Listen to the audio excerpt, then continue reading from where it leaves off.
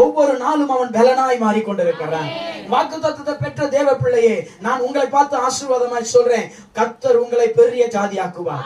நீங்கள் மென்மேலும் வளர்வீர்கள். கீர்த்தியும் புகழ்ச்சியுமாய் கர்த்தர் உங்களை வைப்பார். நீங்கள் தலை குனிவதில்லை, தலை நிமிர செய்வார்.